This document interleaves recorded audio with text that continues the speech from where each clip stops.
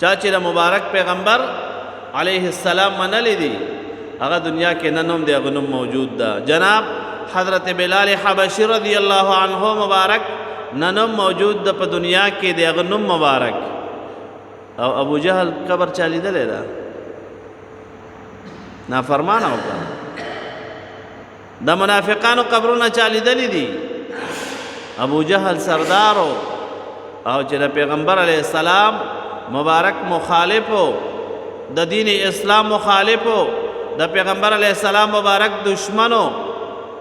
اوس ته نه څوک تپوسو کې د ابو جهل قبر کم د چاته نه د معلوم. او د حضرت بلال حبشي رضی الله تعالی عنہ مبارک چې د پیغمبر پاک صلی الله علیه وسلم مبارک په خدمت کې حاضر شو، ایمان راوړو، اسلام قبول کو. ننظم وایم حضرت بلال حبشي رضی الله تعالی عنہ هر سړی په احترام سره نوم اخلي.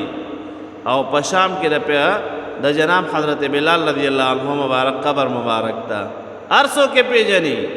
رونو دا ولې دا د مبارک پیغمبر علیه السلام تابعداري اختیار کړې وه. اوس هم د ماستار لپاره ګورئ دا لاره ده ښه کدو تو دین اسلام خپل کو، دین اسلام سینې پورې ولګو، قرآن کریم سینې پورې ولګو، د پیغمبر علیه السلام مبارک سنت مبارک سینې پورې ولګو.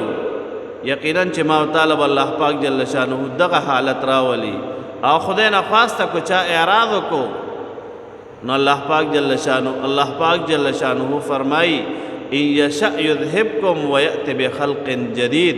کو غواړم تاسو به لرې کم، د ځمکې نه به ختم کم او نور مخلوق پر راولم. لہذا د جناب حضرت هود علیہ السلام مبارک واقعا الله پاک جل شانه فرمایي